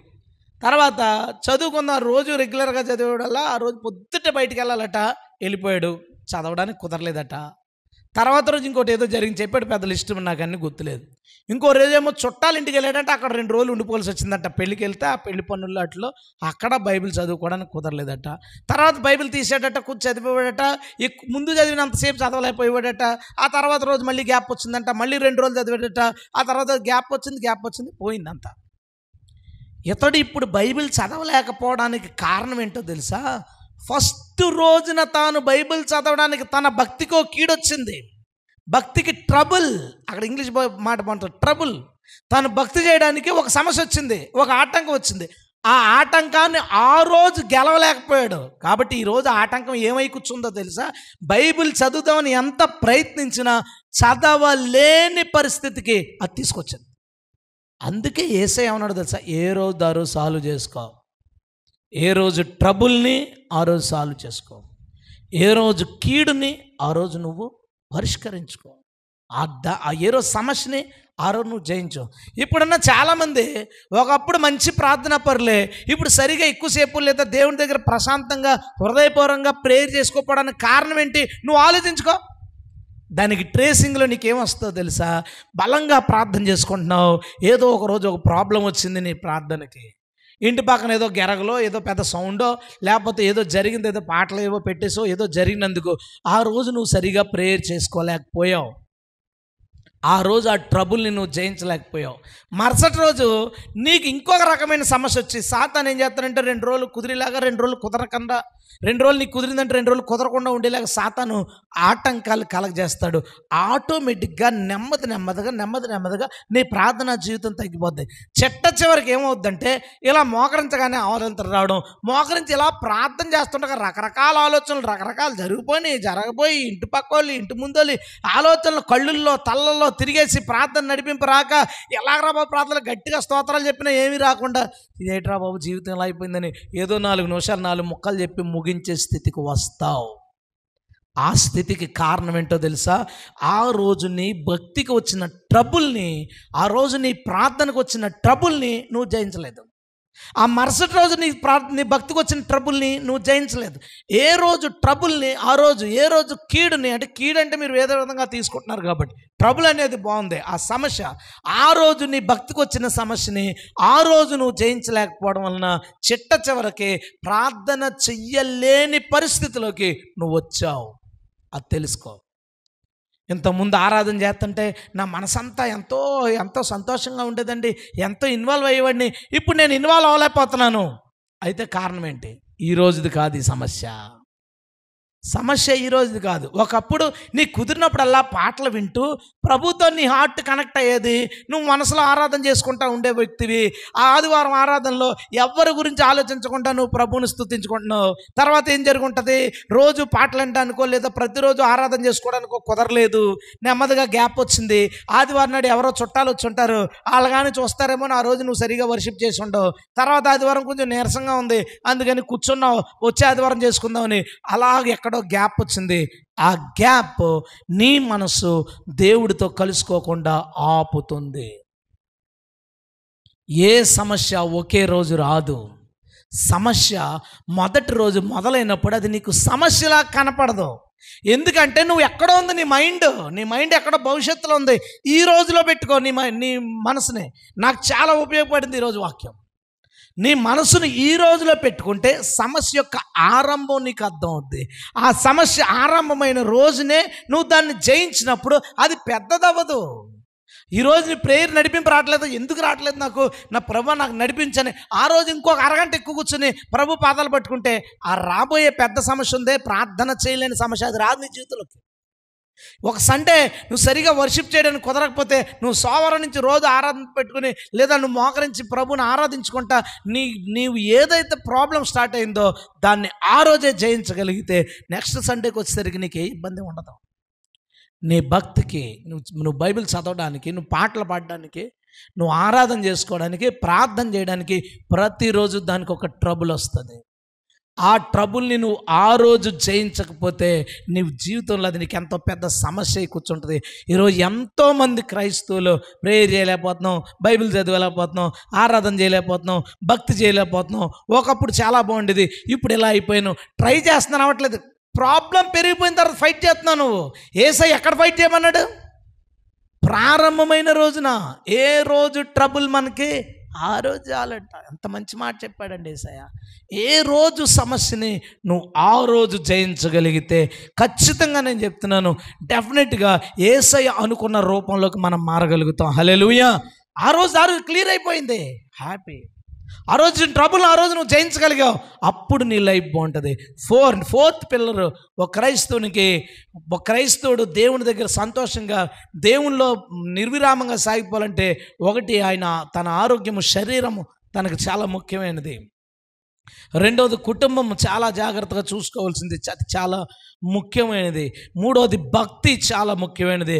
నాలుగవది, నీ పరిశుద్ధత, హోలీనెస్, పరిశుద్ధత. నువ్వు ఈ పాపాన్ని నేను వదలలేకపోతున్నాను అని అన్నావంటే అది ఈ రోజుది కాదు సమస్య. ఖచ్చితంగా అది ప్రారంభమైనప్పుడు అది చిన్నదే,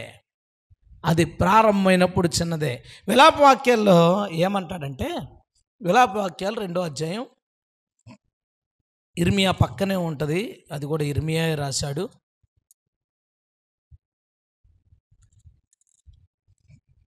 విలాపవాక్యాలు 2వ అధ్యాయం చాలామందికి తెలిసిన మాటే. 19వ వచనం, నీవు లేచి రేయి మొదటి జామున మొరపెట్టు, నీళ్లు కుమ్మరించినట్లు ప్రభు సన్నిధిని నీ హృదయమును కుమ్మరించుము అన్నాడు. నీవు లేచి రేయి మొదటి జామున మొరపెట్టు, నీళ్లు కుమ్మరించినట్లు నీ హృదయమును ప్రభు ఎదుట ప్రభు సన్నిధిని కుమ్మరించుము అన్నాడు. Very good. రేయి మొదటి జాము అంటే చెప్పండి, మీకు తెలివైన వాళ్ళు కదండి. సాయంత్రం. రేయి మొదటి జాము అంటే రాత్రిలో ఫస్ట్ జాము. 8 జాములు రోజుకి. పగలు 4 జాములు, రాత్రి 4 జాములు. పగలు 4 జాములు 6 to 9, పొద్దున్న 9 to 12 రెండోది, 12 to 3, 3 to 6 పగలైపోద్ది. రాత్రి మొదటి జాము 6 to 9, 9 to 12, 12 to 3, 3 to 6 రాత్రి 4 జాములు. రేయి మొదటి జామున అంటే జాముకు 3 గంటలు, రోజుకి 8 జాములు. రాత్రి మొదటి జాము అంటే సాయంత్రం 6 to 9 ఆ టైంలో. తెల్లవారుజామున అనుకుంటారు, తెల్లవారుజామున కూడా ప్రార్థన చేయొచ్చు, ఎప్పుడన్నా చేయొచ్చు ప్రార్థన చేయడం. కానీ ఇక్కడ రాయబడింది తెల్లవారుజామున కోసం కాదు, అది రేయి చివరి జాము. తెల్లవారుజాము ఏంటంటే రేయికి చివరి జాము, రాత్రికి ఆఖరి జాము. అది రేయి మొదటి జాము ఏంటంటే సాయంత్రం 6 to 9. రేయి మొదటి జామున ఎందుకు అన్నాడంటే పొద్దునుంచే పనులు చేసుకున్నారు, అప్పటికి కరెంట్ లేదు, నైట్ డ్యూటీలు లేవు, సాఫ్ట్వేర్లు లేవు. సాయంత్రం 5 అయ్యేసరికి ఎవరికాడే చక్క పెట్టుకుని ఇంటికి వెళ్ళిపోవాలి. ఎందుకంటే చీకట్లో వాళ్ళకి పవర్ లేదు కాబట్టి, దారులు అవి కనబడవు కాబట్టి. నీవు లేచి అంటే ఎక్కడి నుంచి, మంచం నుంచి కాదు, నీ పనులోంచి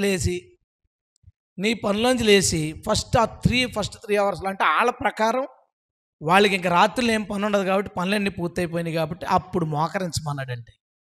మోకరించి ఏం చేయాలట? నీళ్లు కుమ్మరించినట్లు మన హృదయాన్ని ప్రభు సన్నిధిని కుమ్మరించాలి. ఎందుకు మన హృదయాన్ని నీళ్ళలా కుమ్మరించాలి? మన హృదయంలో ఏముందో స్పష్టంగా కనపడడానికి. ఇప్పుడు ఒక జ్యూస్ ఉందండి, జ్యూస్ లోపల ఈగ పడింది, అందులో మునిగిపోయింది అనుకో. నీకు ఎప్పుడు తెలుస్తుంది అది తాగేటప్పుడు? మధ్యలో లేదా నోట్లోకి వెళ్ళిన తర్వాత తెలియదు. లేకపోతే ఒక మంచి వాటర్ ఉంది, మంచినీళ్ళు, అందులో పడింది ఈగ, అది ఎప్పుడు తెలుస్తుంది? తాగాలనుకుని దగ్గర పెట్టుకున్నప్పుడు చూడగానే తెలుస్తుంది. నీళ్లు కుమ్మరించినట్లు మన హృదయాన్ని దేవుని ఎదుట కుమ్మరిస్తే దానిలో ఏమేమి లోపాలు ఉన్నాయో, ఏమేమి తప్పిదాలు ఉన్నాయో అవన్నీ మన కళ్ళకు స్పష్టంగా కనిపిస్తాయి. ప్రభు ఏం మాట్లాడుతున్నారంటే, పొద్దునంతా నీ పనులన్నీ నువ్వు చేసుకున్నావు, నీ ప్రయాణాలన్నీ చేసుకున్నావు, అంతా అయిపోయిన తర్వాత అక్కడ నువ్వు చేయాల్సిన పని ఏంటో తెలుసా? క్లీనింగ్ పని చేయాలా. వచ్చి మోకరించి ఏం జరిగింది ఈరోజు, ఏం చేశాను ఈరోజు, నా కళ్ళ ద్వారా ఏం జరిగింది, నా దేహము ద్వారా ఏం జరిగింది, నా ఆలోచనలో ఏం జరిగింది, నా మాటలో ఏం జరిగింది, ఈ మీడియా ద్వారా ఏం జరిగింది. నీ హృదయాన్ని దేవుని ఎదుట కుమ్మరించుకుంటే దాంట్లో ఏమి చెత్త చెదారం, ఏం తప్పు చేసావు అవన్నీ నీకు స్పష్టమవుతాయి. స్పష్టమైనప్పుడు ఆ రోజు పాపాన్ని, ఆ రోజు తప్పిదాన్ని ఆ రోజు కడిగేసుకో. మనం అంతా దాచుకుని వారం ఆదివారం, ఫస్ట్ ఆదివారం అవుతుంది కదా, ఫస్ట్ ఆదివారం మొదలెడతాడు ఇక్కడ. ఫస్ట్ ఆదివారం మోకరించండి, రొట్టె ద్రాక్షారానికి వెళ్దామంటే అప్పుడు మోకరించి ఆలోచన మొదలెడతాడు వీడు. ముందు నెల 1వ తారీఖు దగ్గర నుంచి ఏమిరా యేసయ్య ఏమన్నాడు? ఏ రోజు ట్రబుల్ ఆ రోజు చాలు. నీ పరిశుద్ధతకు ఏ రోజుకు ఆ రోజు సమస్యలు ఉన్నాయి. నిన్ను కోప్పడేలా చేసేవాళ్ళు ఉంటారు నీ చుట్టూ. నీ కళ్ళు తప్పు చేసేలాంటి దృశ్యాలు నీ కళ్ళ ముందుకు వస్తాయి. నీ సమయాన్ని ఫోన్లో అనవసరంగా ఖర్చు పెట్టేసే పరిస్థితులు నీ దగ్గరికి వస్తాయి. నీ కళ్ళ ముందు చెడ్డ సాహిత్యం నీకు కనబడుతుంది, లేదా అక్రమంగా డబ్బులు ఈజీగా సంపాదించే దారులు నీ దగ్గరికి రావచ్చు. ఎన్నో ప్రతిరోజు నీ చుట్టూ ఉంటాయి. నువ్వు ఆ రోజు ఎందులో పడ్డావో నువ్వు ఆ రోజు సెట్ చేసుకో. ఆ రోజు నువ్వు మోకరించి ప్రభు దగ్గర ఒప్పుకునేటప్పుడు ఎంత బాగుంటుందో తెలుసా? నీ తప్పిదాలు, ప్రభు ఈరోజు నేను తప్పు చేశాను, నోటి ద్వారా నేను ఇంకా చెయ్యను అంటావు. మరుసటి రోజు దాని విషయంలో కొంత జాగ్రత్త వస్తుంది. ఒకవేళ పడినా ఆ తర్వాత రోజుకైనా నువ్వు సెట్ అవుతావు. ఈరోజు నువ్వు వడబోయి పడ్డావు, ఆ రోజు రాత్రి 9 గంటలకో 10 గంటలకో, ఎందుకంటే మనకు అలా కుదరదు కదా, వాళ్ళ టైమింగ్స్ వేరు, మన టైమింగ్స్ వేరు. పోనీ ఏ 9 గంటలకో 10 గంటలకో ఖాళీ అయిపోయావు, మోకరించావు. ఆ రోజు నీటిని వడబోసినట్లు నీ హృదయాన్ని వడబోసి చెత్తంతా పక్కన పాడేసుకున్నావు. మళ్ళీ నీ హృదయం ప్రశాంతం అయిపోయింది అనుకుందాం. ఆ రోజు రాత్రి హాయిగా ప్రభు పాదాల దగ్గర నిద్రపోయావు. ఉదయానికి చాలా పవిత్రుడిగా నువ్వు లేచావు, పవిత్రుడిగా నీ పని ప్రారంభించావు. నువ్వేమనుకుంటావు అంటే నిన్నే కదా కడగబడ్డాను, జాగ్రత్తగా ఉండాలనుకుంటావు. ముందు రోజు నువ్వు 20 పాపాల్లో పడితే తర్వాత రోజు 10 పాపాల్లోనే పడచ్చు, ఎందుకంటే కొంత జాగ్రత్త పెరిగింది. అలా ప్రతిరోజు నిన్ను నువ్వు కడుక్కుంటా ఉంటే కొన్ని రోజుల తర్వాత హృదయాన్ని కుమ్మరించుకుని నీళ్ళని మానవుని మళ్ళీ లోపలేసుకోవడమే, ప్యూర్ అవుతావు, పరిశుద్ధపరచబడతావు. నువ్వు వదిలేస్తే నీ జీవితంలో ప్రారంభమైన చిన్న పాపం, నీ జీవితంలో ప్రారంభమైన చిన్న కోపం చిట్ట చివరికి నిన్ను గయ్యాలిగా, నిన్ను ఉన్మాదిగా మార్చేస్తాయి. ఆరంభంలో ఏ పాపాన్ని అయితే నువ్వు ఆపలేకపోయావో అది కొన్ని రోజులకి ఒక వ్యక్తి ఎప్పుడు గయ్యాలవ్వదు, పుట్టుకతో గయ్యాలవ్వదు. ఒక ఆమె నోరు తెచ్చుకొచ్చి గట్టి మాట్లాడుతుందంటే ప్రారంభంలో ఆమెను అడ్డు పెట్టలేదు ఎవరు, లేదా ప్రారంభంలో ఆమె చూసుకోలేదు. నేనేంటి గట్టిగా మాట్లాడుతున్నానేంటి, నేనేంటి ప్రతిదానికి సీరియస్గా మాట్లాడుతున్నానేంటి, నేనేంటి ఏదైనా చెప్పేటప్పుడు ఇంత కఠినంగా మాట్లాడుతున్నానని చెక్ చేసుకుని ఉంటే ఆమె గయ్యాలవ్వదు. ఒక పురుషుడు చీటికి మాటికి కోపం వస్తుంది అనుకోండి, వాడు ఆ రోజే చెక్ చేసుకున్నాడు అనుకో, ఆ రోజు రాత్రి అదేంటి నా కొడుకు ఏడ్చాడు, నా భార్య ఏదో పనిలో ఉంది, నేను వచ్చి ఆయన్ని చూడమని చెప్పాను, కానీ ఆమె పనిలో ఉండిపోయింది, నా మాట తనకు సరిగా పట్టించుకోలేదు, నేను అంత సీరియస్ అయిపోయిన ఎందుకు, నేను మళ్ళీ దగ్గరికి వెళ్ళి చెప్పొచ్చు కదా, లేదా వాడిని నేనే చూసుకోవచ్చు కదా, లేదా నా మాట వినొచ్చు కదా నువ్వు అని నేను అనకుండా ఎందుకు ఎంత సీరియస్ అయినని ప్రశ్నించుకున్నప్పుడు మరుసటి రోజు ఆ పని చేయడం. ఈరోజు పురుషుల్లో చాలామంది ఉన్మాదులుగా ప్రతిదానికి అరిచేసి కోపడే వాళ్ళగా ఉండడానికి కారణం ఏంటో సార్, నీ ఆరంభం నువ్వు చూసుకోలేదు. నువ్వు పడిపోతున్నప్పుడు, నీలో కోపం పెరిగిపోతున్నప్పుడు నీ ఆరంభాన్ని నువ్వు చూసుకోలేదు. ప్రారంభంలో నేను ఇలా ఉండిపోయిన ఇలా అయిపోతున్నానని నువ్వు ఆరంభాన్ని చూసుకోలేదు. కొంతమంది సేవకులు లేదా చాలామంది డబ్బు అపేక్ష, డబ్బు పిచ్చి ఎలా వచ్చేస్తుంది, సడన్గా రాదేది. ఆనాటి కీడును వాళ్ళు ఆనాడు జయించలేదు. ఆనాడు వచ్చిన ఆశని వాళ్ళు ఆ రోజు జయించలేకపోయారు. ఆనాడు కోరిక పుట్టింది నాకు ఈ వస్తువులు కావాలని, ఆ రోజు ఇది మనకెందుకని జయించలేదు. అందుకే వాళ్ళు అనవసరమైన ఆశించే వాళ్ళుగా అయిపోయారు. సంగమ ప్రభు ఈరోజు ఏం మాట్లాడుతున్నాడు తెలుసా? ఒక వ్యక్తి చెడిపోవడానికి, ఒక కుటుంబం విడిపోవడానికి, ఒకడి ఆరోగ్యం పాడైపోవడానికి, ఒకడు భక్తిహీనుడు అవడానికి కారణం ఏంటో తెలుసా? ఈ రోజుని వచ్చిన సమస్యని ఈ రోజు జయించలేకపోవడం. మన మైండ్ అంతా భవిష్యత్తు మీద పెట్టుకున్నాం, భవిష్యత్తు పాడు చేసుకున్నాం. ఇప్పుడు ఈరోజు సమస్యని ఈరోజు చూడకపోతే మన భవిష్యత్తు ఏంటి? సమస్యలు. మన భవిష్యత్తు భక్తిహీనత, మన భవిష్యత్తు పాపి అని దేవుడి చేత అనిపించుకునే సాక్ష్యం. రేపటి గురించి ఎందుకు ఆలోచించొద్దు అన్నాడంటే, ఈరోజు నువ్వు చేయాల్సిన పనులు ఉన్నాయి, ఈరోజు నువ్వు జయించాల్సినవి ఉన్నాయి, ఈరోజు మీరు ఇంటికి వెళ్ళిపోయిన తర్వాత మీరు జయించాల్సినవి ఉన్నాయి. రేపటి గురించి ఆలోచించి చింతపడడం, కంగారు పడిపోవడం, బాధపడిపోవడం వద్దు. కొంతమంది పిల్లల గురించి బాధపడి ఆరోగ్యం అంతా పాడు చేసుకుని దేవునికి దూరం అయిపోయి ఎందుకు? ఈరోజు నువ్వు దేవునితో ఉండు. నీవు దేవునితో ఉంటే నీ సమస్య విషయంలో దేవుని పక్షంగా ఉంటాడు. హల్లెలూయా. ఆయనకి ఎంత, నీ సమస్య ఆయనకి ఎంత, నీ భవిష్యత్తు విషయంలో ఆయన ఇచ్చే విలువ ఎంత నేను నమ్ముతాను 100%. నీ భవిష్యత్తు గురించి ఆయన పక్కా స్కెచ్ చేసుకుని ఉన్నాడు, పక్కా ప్లానింగ్తో ఆయన ఉన్నాడు. ఆయన నీ కోసం అన్నీ సిద్ధపరిచాడు. నీవు ఈరోజు ఛాలెంజ్ని ఈరోజు జయించు. రేపటికి అడుగు పెడతావు. రేపు నీ బాడీ విషయంలో నీకు ఛాలెంజెస్ ఉన్నాయి, నీ కుటుంబం విషయంలో నీకు ట్రబుల్స్ ఉన్నాయి, నీ భక్తి విషయంలో నీకు ట్రబుల్స్ ఉన్నాయి, నీ పవిత్రత విషయంలో ట్రబుల్స్ ఉన్నాయి. ఆ రోజు ట్రబుల్స్ని విజయవంతంగా నువ్వు జయించు. దేవునికి స్తోత్రం. ఆ రోజు ట్రబుల్స్ని నువ్వు గెలిస్తే ఏం సమస్య లేదు నీకు. నువ్వు రేపటి గురించి ఆలోచించక్కర్లేదు. ఈరోజే ఖాళీ లేదు మనకి. మనం పరిణితి చెందిన క్రైస్తవుల్లాగా ఉందాం. చిన్న ఏదో వాక్యం తెలియని వాళ్ళలాగా, భక్తి తెలియని వాళ్ళలాగా పడిపోయిన తర్వాత, పాడైపోయిన తర్వాత, చెడిపోయిన తర్వాత ఇలా ఎందుకయిందని అనొద్దు. పరిణితి చెందిన వాళ్ళలాగా దాన్ని ప్రారంభాన్ని చూడు. దాన్ని ప్రారంభంలోనే లాగిపాడే. కలుపు తీసేటప్పుడు ఎంత మొక్క మొలిచినప్పుడు ఎందుకు వెళ్ళిపోతారు తీయడానికి? ఎంత అయితే పీకడం ఈజీ కదండి, నుంచి లాగేచ్చు. ఎంతప్పుడు ఎందుకు తీసేయాలి? దాన్ని ప్రారంభంలో తీసేస్తేనే మన పంట బాగుంటుంది.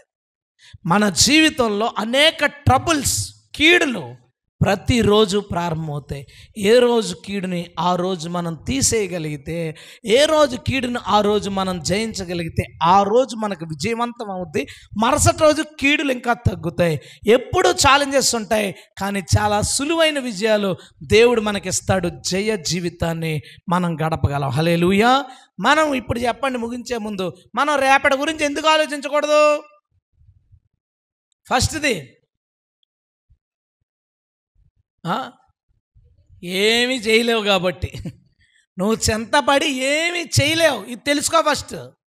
నువ్వు రేపటి గురించి ఆందోళన చెందడం వల్ల, కంగారు పడడం వల్ల, భయపడడం వల్ల, బాధపడడం వల్ల ఏమీ చేయలేవు. కాబట్టి దాని గురించి వద్దు. నెంబర్ 2, చూసారు స్లిప్పులో,